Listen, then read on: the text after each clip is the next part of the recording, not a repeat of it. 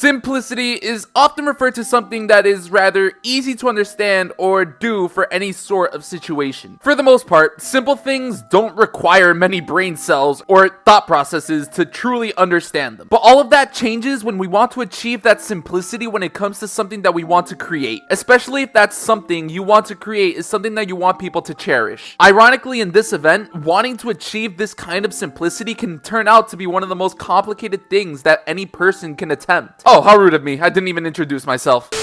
Yo, what's going on, everybody? Welcome back to another video on the channel. Welcome back to another anime analysis. As you saw from the title of the video, today we are going to be talking about a rather divisive anime. Looks like the comments might be flooded with debates and wars down there this week, because this week we are going to be taking a look at Akame Kill. A lot of people love it, and a lot of people hate it. And while people may or may not have good reasons to not like it, I want to try and defend the former here, because I personally enjoyed the show, and I want to share with you guys why I think this show deserves at least some praise from the haters. But as usual, before we start, go watch Akame Kill if you haven't seen it yet before you watch this video to avoid getting spoiled. Let's go. Alright, let me just start off by saying that Akame Kill is an extremely basic story with an extremely basic plot. It's a story about how Tatsumi, the protagonist, wants to join the military of his country and try to earn money for his village, only to find out that the government and the military that he initially wanted to defend was completely corrupt to the core, and instead joins a revolutionist group called the United Aid, whose objective is to bring down this unbalanced hierarchy of said nation. And that's it, literally. That's the whole 24 episodes. MC finds out country is corrupt, joins rebel group, kills that corruption. The end. Here, you're not gonna find Attack on Titan level story writing. You're not gonna find One Piece level world building. This basic storyline is something that I feel like may be a bit of a turnoff for many people. And in normal cases, they might even be right. But the thing about Akame Kill is that it doesn't need the complexity or the depth that many other shows have. In fact, I would actually argue that Akame Kill simplicity is its strongest attribute. This anime isn't trying to reinvent the wheel or rediscover America like how most shows try to do nowadays. It's not going for those originality points. What it wants to do is get you to look at the screen until you finish the show and say, wow,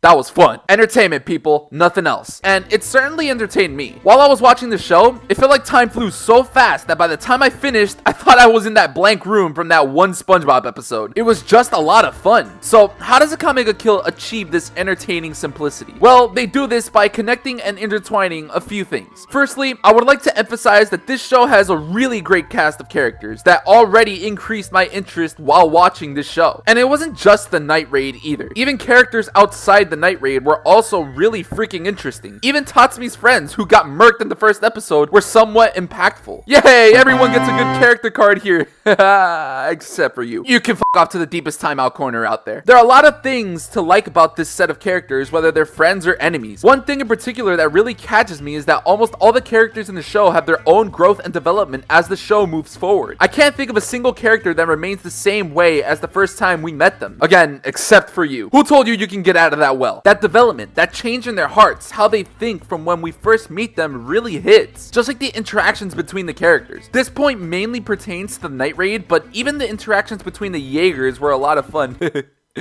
Eren Yeager. Yeah, let's go back to the Night Raid. The interactions, conversations, and the connections are very charming and heartwarming. It feels refreshing to see them laugh and joke around whenever they're not on a mission. And it's endearing to see them comfort each other whenever something goes wrong and motivate each other while they're feeling down. As if they're one big family, or at the very least, a genuine group of best friends that openly care for each other. This takes me back to my anime squads video, where I talk about anime squads that have characters that are all good. Had I watched Akame Kill before making that video, then I would have undoubtedly included it in there. They are just so entertaining, so fun to watch that I couldn't take my eyes off the screen for them. But of course, Akame Kill is an anime that is home to a lot of death. Some might even call it a little too edgy, and you're probably right. But honestly, I feel like without that so-called edginess, some of the deaths in the show wouldn't have been as impactful. And it's not just the fact that there was a lot of blood and a death that made it impactful. It's that feeling of, holy shit, I just saw my favorite character getting mutilated. It's that kind of thing where you've been following someone in the show you hold dear and they get blasted right in front of your eyes. And since Akame Kill has a lot of good characters, it made me feel like the worst could happen to any one of these people and it would still hurt me. Until they killed Seiryu, that is. The unyielding satisfaction that I felt when I saw her blow the f